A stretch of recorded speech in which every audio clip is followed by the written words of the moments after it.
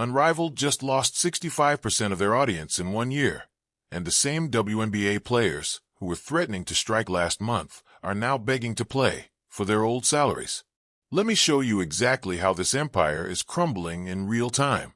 Telling you guys there is no interest in pretend basketball. I have been telling you guys for years, as the mainstream media has intentionally lied to us. These elite athletes are amazing! This is the best basketball in the world! The numbers don't lie, and they're brutal. Unrivaled Season 2 opened on TNT with 107,000 viewers. Last year, opening night pulled 313,000. That's not a dip. That's a nosedive off a cliff. And here's the part nobody wants to say out loud. The only draw in women's basketball just proved she's irreplaceable. Season 2 of Unrivaled, opening night. They averaged 107,000 viewers on TNT. That is a 65% decline compared to last year. Because when Caitlin Clark isn't on your screen, nobody's watching.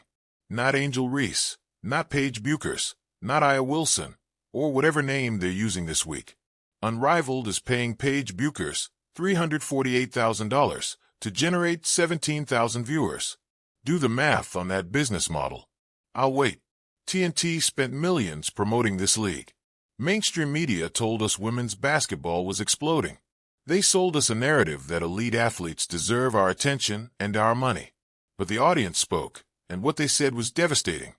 We don't want more women's basketball. We want less. Now let's talk about why Unrivaled was really created. On the surface, it's about giving WNBA players leverage. It's about options. It's about demanding better contracts. Noble, right? But there's one tiny problem with that strategy. Your backup plan has to actually work. Unrivaled was supposed to be the ace up their sleeve during negotiations. WNBA players would walk into that boardroom knowing they had somewhere else to go. They'd threaten to leave. They'd demand 30% of gross revenue. They'd stand firm because Unrivaled would catch them if they fell. Except Unrivaled isn't catching anybody. It's falling faster than they are. The CBA deadline was supposed to be today. Obviously, they're not meeting it. But here's where it gets absolutely wild. After months of tough talk about striking, after all that we're standing firm rhetoric, they're now considering playing under the old CBA. The same deal they called insulting. The same breadcrumbs they said weren't enough. For months now, WNBA players have publicly claimed that we are standing firm. We are fighting for our right to be overpaid. We are fighting for our right to be compensated with money we have no way of earning. How do you go from demanding millions to accepting pesos in less than 2 months? Simple. You lose your leverage. Every time Unrivaled posts another embarrassing rating, WNBA players lose negotiating power. Every time TNT executives see those numbers and question their investment, the player's position gets weaker. The NBA offered them 50% of net revenue. That's the money left after expenses. Sounds fair, right? But WNBA players rejected it. They want 30% of gross revenue before expenses. Under that, the league would lose $700 million, more than they've lost in their entire 3-decade existence. Let's break this down. The league is literally offering what they originally asked for.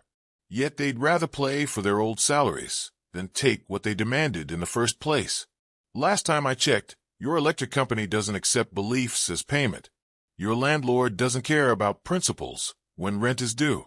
The market is doing exactly what it should, telling the truth. All the hype about women's basketball growth? Illusion. All those claims about rising stars? Fiction. Growth went from nothing to slightly more than nothing while media pretended it was a revolution. Playing under the old CBA means the league has zero incentive to speed up negotiations. The product on the court already tarnishes their brand. Let the players walk. See what happens. Here's what nobody's saying out loud. The only thing keeping the WNBA alive is NBA subsidies. Billionaire owners have invested millions into a league that generates losses, complaints, and drama. Patience has limits. With Unrivaled proving there's no alternative market for these players, those limits are being tested. Nisa Collier can talk sustainability. Brianna Stewart can sell Unrivaled as the future. But when opening night loses 65% of last year's viewers, The writing's on the wall. TNT can't keep throwing money at a product that can't draw flies to fresh garbage. The WNBA has one advantage: longevity. 30 years surviving losses. But surviving isn't thriving. With every alternative league failing, players should be grateful. Instead, they demand more from a system already giving them everything. Project Polson or any other league won't save them. Investors keep thinking the product is good but undermarketed. They're wrong. The audience has been offered this product repeatedly and rejected it every time. Paige Buecher's is the perfect example. Paid top dollar and unrivaled. Media hypes her constantly, and yet 107,000 viewers showed up. That's minor league baseball numbers on a Tuesday afternoon. Not a star. A marketing campaign pretending to be a star. The players' union miscalculated. They thought Caitlin Clark's popularity meant the league was rising. They thought one generational talent meant every player deserved generational money. Correlation does not equal causation. Reality is hitting harder than a Brittany Griner elbow to the face. If the 2026 season happens under the old CBA, watch the narrative flip. The same players preaching solidarity will be first to take individual deals. Those demanding equity will realize equity means splitting pennies. Beliefs don't pay mortgages. They get flexible fast. And let's face it, the NBA doesn't need the WNBA. Not for publicity, not for social credit. It's charity wearing a partnership costume. The moment it stops being worth it, it ends.